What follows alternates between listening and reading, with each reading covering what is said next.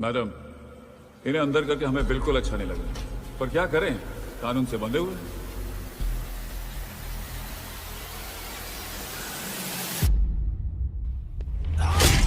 Hello. Hello, morning बोल रहा हूँ। क्या हुआ? अरे भाई, वो हरामखोर माधव की मदद करने आया था 10 आदमियों को लेकर।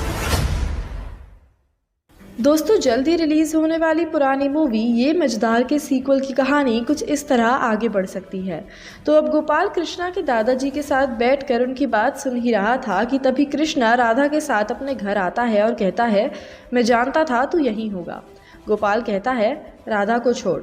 कृष्णा कहता है, नहीं छोड़ा तो क्या क्या कर लेगा तू। गोपाल एकदम से उठकर कृष्णा से लड़ने आ जाता है और दोनों हाथापाई करने लगते हैं।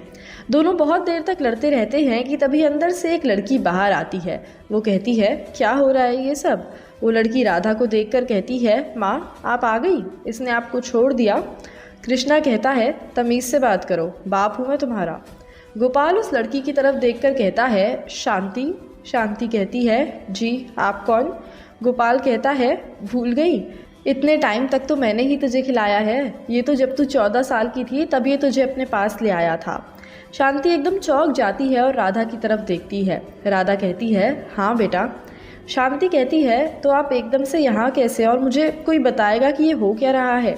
कृष्णा के दादाजी कहते हैं, मैं बताता हूँ।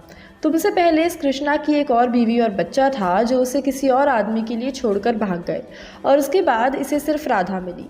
राधा भी फिर गोपाल के पास जा रही थी और ये अकेला नहीं होना चाहता था, इसीलिए इसने नाटक किया और बोला कि शांति उसकी बेटी है, जिससे राधा को खुद गिल्ट हो और वो उसके पास आ जाए। और फिर जब वो सच में गिल्टी होकर वापस आई तो उसके साथ बदतमीज़ी की, क्योंकि इसे गुस्सा था कि वो इसे छोड़कर क्यों चली गई।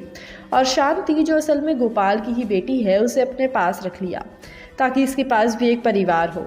मैं और तेरी माँ, हमारा तो तूने कभी ख्याल रखा नहीं और चला है नया परिवार बनाने। मेरी कदर तो तुझसे की नहीं जाती। कृष्णा कहता है, मुझे माफ़ कर दो, मैं बहुत बुरा आदमी हूँ, बस डर गया था कि कहीं अकेला ना रह जाऊँ। शांति कहती है, मैं आपको कभी माफ़ नहीं कर सकती। पहले आपने मुझे मेरी सच की फैमिली से दूर रखा और फिर मुझसे झूठ बोला कि आप मेरा परिवार हैं, और अब ये सब। आप इस दुनिया में रहना डिज़र्व ही नहीं करते। ऐसा कहकर वो वहाँ से चली जाती है। गोपाल और राधा भी उसके पीछे पीछे जाते हैं और उससे बात करते हैं, और वो तीनों पहले की तरह एक परिवार की तरह दोबारा रहने लगते हैं। दोस्तों, क्या आपको लगता है कि फिल्म की कहानी में कोई और भी ट्विस्ट आ सकते हैं? हमें कमेंट सेक्शन में ज़रूर बताइएगा। आज के लिए इतना ही। ऐसी ही और इंटरेस्टिंग अपडेट्स के लिए जुड़े रहिए हमारे साथ और सब्सक्राइब करें हमारे चैनल बॉलीग्रैड स्टूडियोज़ को।